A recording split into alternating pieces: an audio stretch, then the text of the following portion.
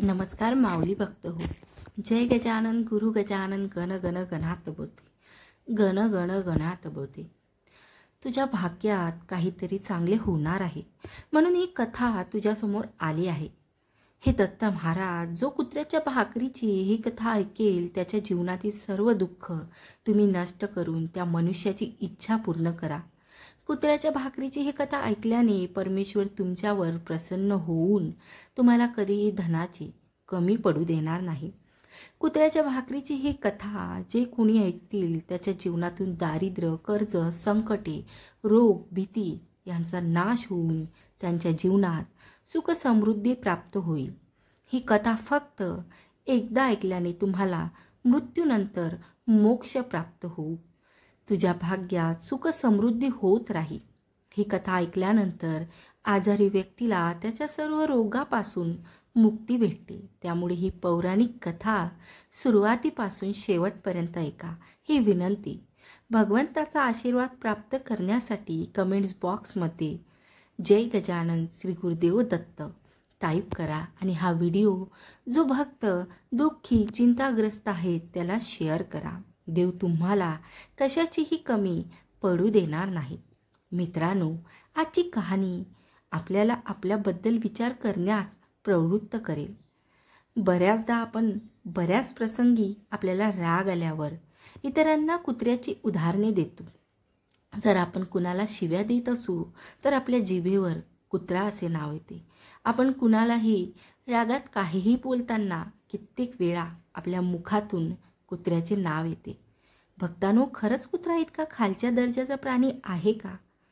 आपण त्याला आहार देण्याचा विचार तर कधी केला नाही, पण त्याला हिणवण्याचा कित्येक वेळा प्रयत्न केला आहे. भक्तांनो, तुम्ही ही कहाणी सुरुवातीपासून शेवटपर्यंत नक्की ऐकावी ही तुम्हा सर्वांना विनंती आहे. एका गावात सुरेश नावाचा मुलगा राहत होता. तो त्याच्या जीवनात खूप त्रासलेला होता. तो फक्त विचार करत असे की माझ्या मागील जन्मात कोणते पाप केले असावे ज्यासाठी मला आता इतके भोग भोगावे लागत आहे. मग एक दिवस त्याच्या मित्राने त्याला कुत्र्याला भाकरी घालण्यास सल्ला दिला. पण तो सुरेश त्याच्या जीवनाला इतका कंटाळला होता की त्याची काहीच करण्याची इच्छा नव्हती.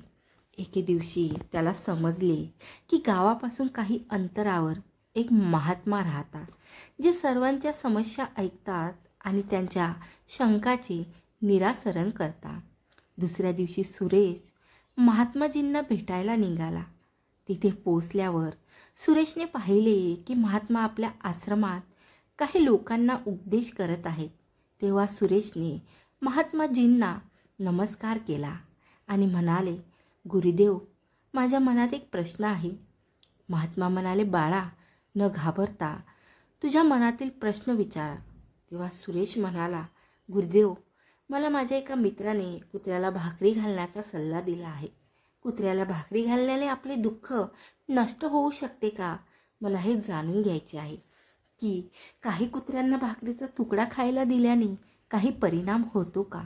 मग महात्मा म्हणाले, जर एखाद्या व्यक्तीला कुत्र्यांना भाकरी खाण्याचे 8 फायदे माहीत असतील तर तो कधीही दुःखी होणार नाही आणि गरिबी त्याला स्पर्शही करणार नाही. सुरेश गरिबीने झाला होता. त्याच्यावर कर्ज झाले होते. साधू म्हणाले, एखाद्या कुत्र्याला भाकरीचा तुकडा खायला दिल्याने त्या व्यक्तीला 8 फायदे होतात आणि ज्याला या 8 फायद्याबद्दल माहिती आहे त्याचे जीवन धन्य झाले म्हणून समजा. आणि जो कोणी पृथ्वीवरील कुत्र्याला भाकरीचा तुकडा खाऊ घालतो त्याला आयुष्यात कधीही दुःखाचा सामना करावा लागत नाही. सुरेश साधूंना म्हणाला, साधू, मी हे ऐकण्यासाठी खूप उत्सुक आहे. तुम्ही पुढचे मला सांगा. तेव्हा साधू म्हणाला, तू हे ऐकल्यावर तुझेही दुःख दूर होईल. त्यांचे आयुष्य आशीर्वादित होते जे कुत्र्यांना खाऊ घालतात. आयुष्यात त्यांना कधीही दुःखाचा सामना करावा लागत नाही. पृथ्वीवरील कुत्र्याला भाकरीचा तुकडा खायला देणाऱ्या व्यक्तीला 8 फायदे मिळतात आणि तो आयुष्यभर आनंदी राहतो. त्याला मृत्यूनंतर मोक्ष प्राप्त होते. पुढे महात्मा म्हणाले, हे बाळा, मी तुला एक गोष्ट सांगतो, ती नीट ऐक. सुरुवातीपासून शेवटपर्यंत ऐक, म्हणजे तुला सर्व काही कळेल. एकेकाळी एक रंगाचा कुत्रा होता. तो खूप असह्य भुकेलेला होता आणि तहानलेला होता. तो गावातील प्रत्येक घरात जाऊन अन्न मागत असे, पण त्याला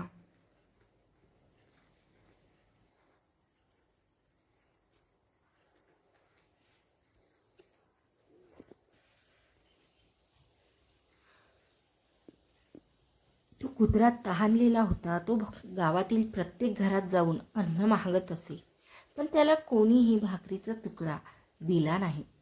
भुकेने तो इकडे तिकडे भटकत असे. एक दिवशी तो गावाबाहेर नदीच्या काठावर असलेल्या एका ऋषींच्या आश्रमात पोचला आणि तो ऋषींना म्हणाला, हे मुनिवर, मला वाटते की तुम्ही खूप विद्वान आणि ज्ञानी व्यक्ती आहात.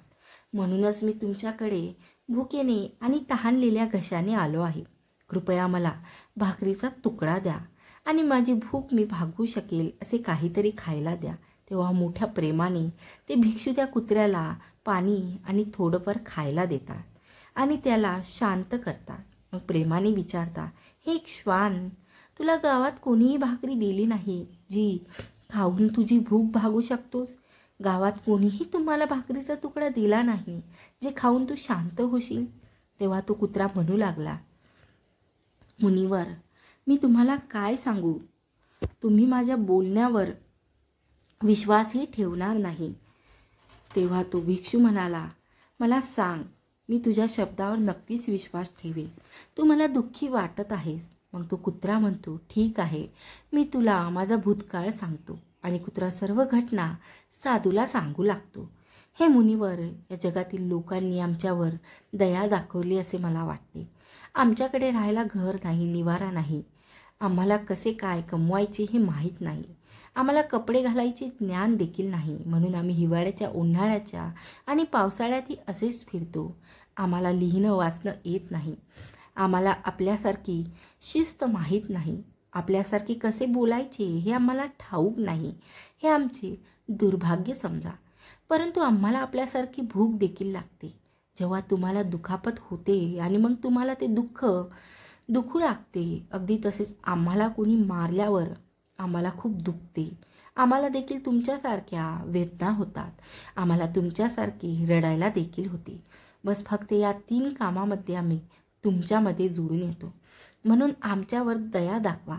यापुढे आम्हाला इजा करू नका. तसेही देवाने आम्हाला दुःखी जीवन देऊनच पृथ्वीवर पाठवले आहे. वरून तुम्ही लोक आम्हाला त्रास देता. आम्ही तुमच्यासारखे मानव नाही. आम्ही वशित प्राणी आहोत. जेव्हा आमचा जन्म झाला तेव्हा आमचे डोळे बंद होते. जसा मनुष्याचा जन्म झाल्यावर त्याचा जन्म खूप आनंदाने साजरा करता, ढोल ताशा वाजवता जन्माचा आनंद साजरा केला जातो, तसा आमच्या बाबतीत घडत नाही. आमचा जन्म कोणी साजरा करेल असं तुम्हाला वाटतं का? ज्या अंथरुणात माझा जन्म झाला ते एकदम मुरुईसारखे नरम होते आणि त्यामध्ये अजिबात थंडी वाजत नव्हती. मला असे वाटत होते की माझा एक जन्म एका श्रीमंत घरात झाला आहे. पण जेव्हा मी डोळे उघडले तेव्हा मी पाहिलं की माझी आई, जिला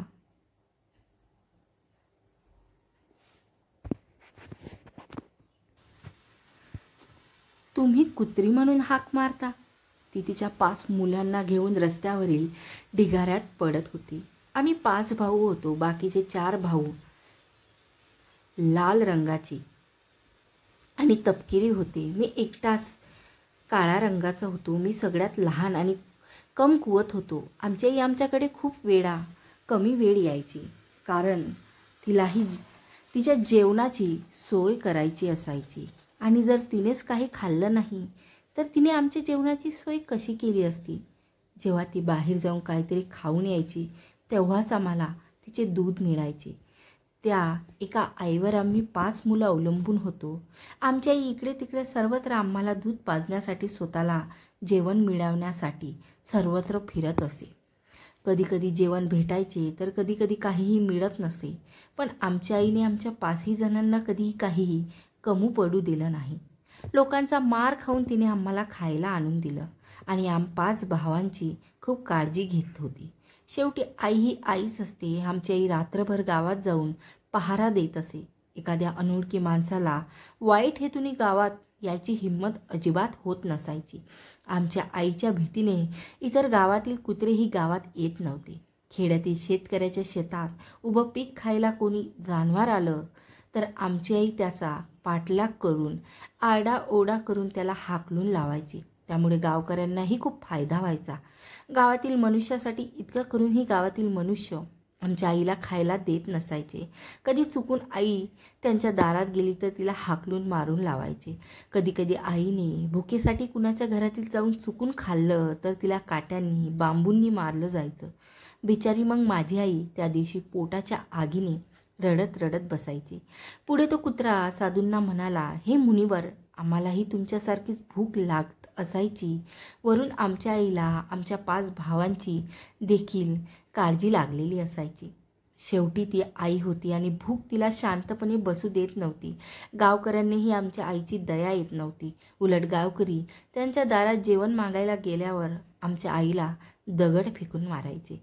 शेवटी आमची आई आमच्यासाठी गावोगावात हिंडत असायची आणि जे भेटेल ते घेऊन यायची. ते खाऊन आम्हाला दूध पाजवून शांत करायची. भुकेने अनेक वेळा आईला खाण्याचे सामान पळवून घेऊन पाहत जाताना भुकेने अनेक वेळा आईला खाण्याचे सामान पळवून घेऊन येताना पाहून लोक तिचा लाटाकाट्या घेऊन पाठलाग करायचे. क्रूर लोक तिला घरात कोंडून मारायचे देखील. मारून मारून आमच्या आईची वाईट अवस्था ते करत असे. मग कुत्रा भिक्षूंना विचारतो, हे मुनिवर, आमच्या आईचं काय चुकलं? पोटाच्या भुकेसाठी आणि लेकरांसाठी तिने जेवणाची चोरी केली मुनिवर. आम्हाला चोरी करायला आवडत नाही, पण काही पापी लोक आम्हाला करण्यासाठी भाग पाडतात. एका दिवसाची गोष्ट आहे. एक दिवशी खूप जोरजोरात पाऊस पडत होता. सगळीकडे गारवा पसरला होता. सगळीकडे थंडी झाली होती.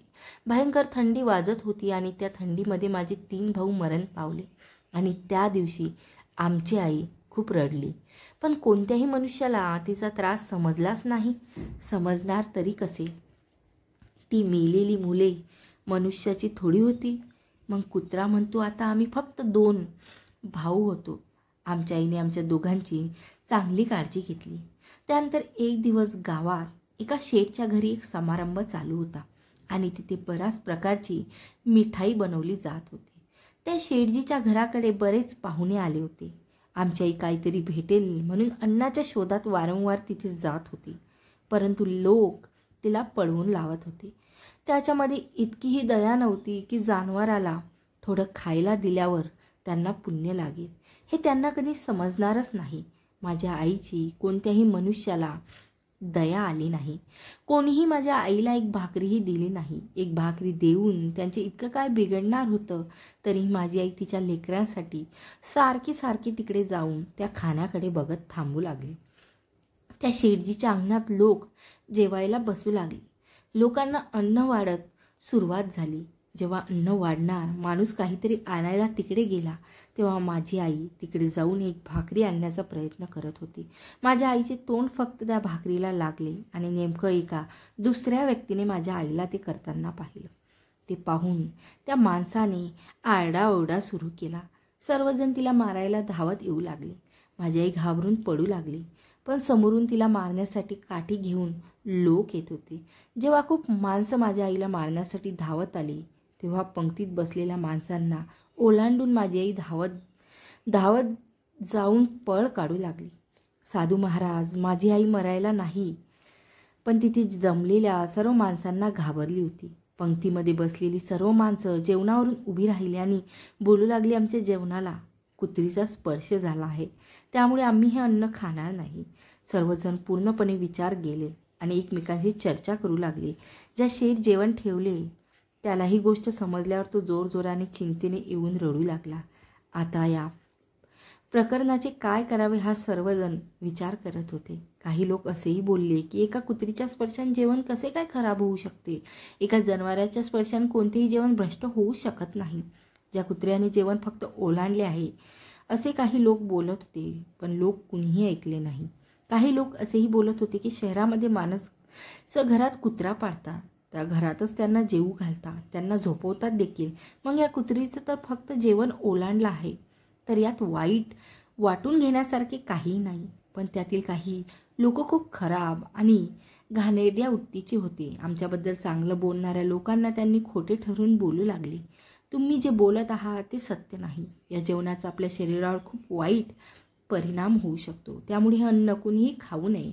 कुत्रीचा स्पर्श झाल्यामुळे हे अन्न भ्रष्ट झाले आहे. आणि शेवटी त्या लोकांचे म्हणणे सर्वांनी स्वीकारले. मग शेवटी ते अन्न गरिबांना आणि रस्त्यावरील जनावरांना टाकण्यात आले. त्या दिवशी माझी आई पूर्णपणे पोट भरून जेवली होती. तिच्या आयुष्यात खाण्याचा आनंद तिने कधीही अनुभवला नव्हता. ती पहिल्यांदा इतकं पोट भरून जेवली होती. तिला शांतपणे झोप लागली होती, पण तिला हे माहीत नव्हतं की आज पोट भरून मिळाले जेवण तिचा घात करणार आहे. माझी आई शांतपणे साखर झोपेत गेली असेल आणि तितक्यात तो शेठ तिथे आला आणि तिला वाईट रीतीने मारहाण करण्यास सुरुवात केली. तिला तिथून पळून जाण्याची कोणतीही संधी मिळू शकली नाही. पायाला दुखापत झाल्याने ती वाईट रीतीने ओरडली.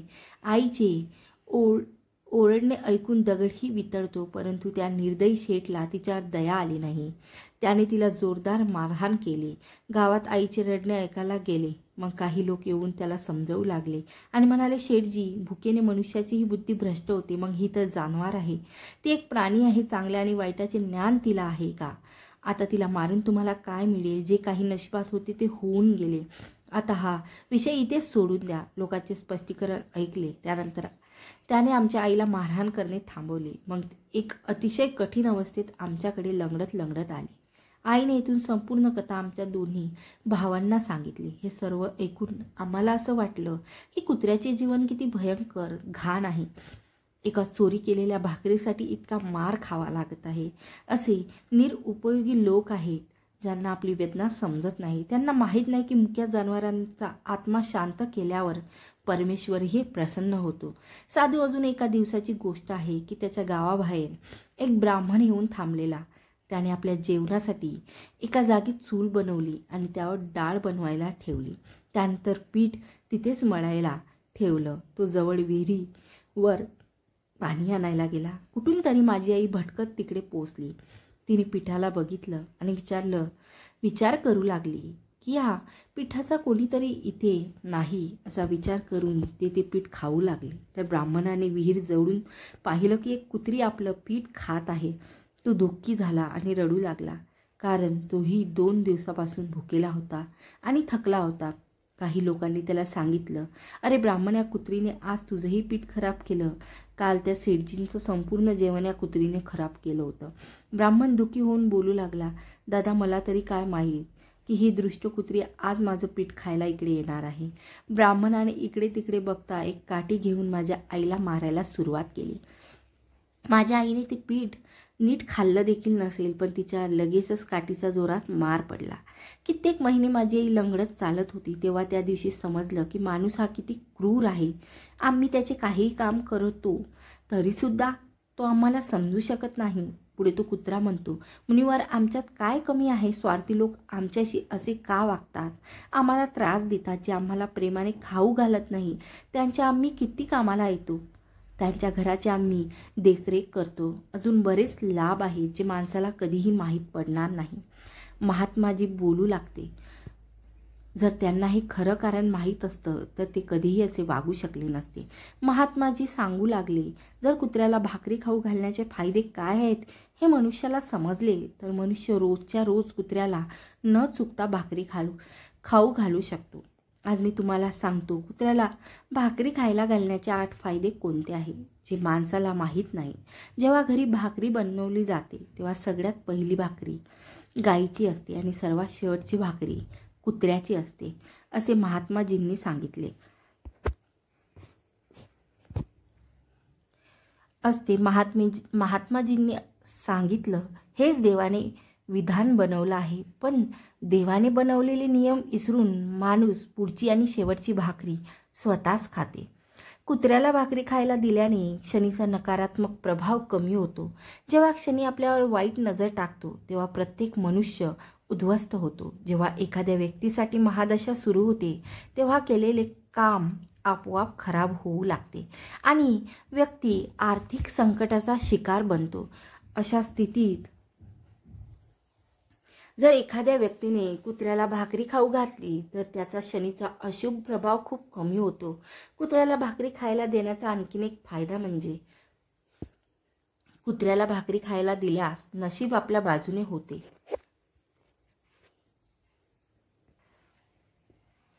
तुमच्या घरातील नकारात्मक ऊर्जा नष्ट होते.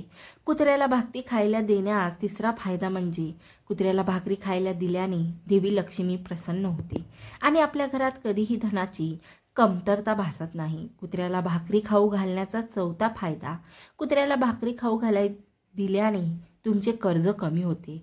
तुमच्यावर असलेले कर्जातूनही तुम्हाला मुक्ती मिळते. तुमचे आरोग्य चांगले राहते आणि तुमचे मन नेहमी उत्साही असते. देव सर्व प्राणी मात्रावर कृपा करणाऱ्या व्यक्तीवर सदैव प्रसन्न राहतो. जेव्हा कोणतेही संकट तुमच्यावर येते किंवा अचानक एखाद्याचा मृत्यू होतो तेव्हा कधीही कुत्र्याला भाकरी खायला घालावी. कुत्र्याला रोजच्या रोज एक भाकरी खायला घातल्याने आपल्यावर येणारे संकट तिथेच थांबते. कुत्र्याला भाकरी खायला घातल्याने आपत्कालीन मृत्यू नष्ट होतो. अशा प्रकारे महात्माजींनी कुत्र्याला भाकरी खायला घालण्याचे 8 फायदे सुरेशला समजावून सांगितले आणि सुरेशने देखील महात्माजींनी सांगितलेले उपदेश आपल्या मनाला लावून घेऊन अगदी तसंच वागता राहिला आणि त्याच्याही भाग्यात पुढे पुढे चमत्कार होत गेला. तर भक्तांनो, तुम्हाला ही आजची कहाणी कशी वाटली हे नक्की आम्हाला कमेंट्स करून सांगा. जर तुम्हाला आजची कहाणी आवडली असेल तर कमेंट्स बॉक्समध्ये लिहा श्री गुरुदेव दत्त गण गण गणात बोते. तुम्ही जर आपल्या चॅनलवर नवीन असाल आणि आम्ही माऊलीचे भक्त या यूट्यूब चॅनलला सबस्क्राईब करायला विसरू नका. आपल्या कमेंट बॉक्समध्ये गण गण गणात बोते नामाचा नक्की जयघोष करा. जय गजानन गुरु गजानन.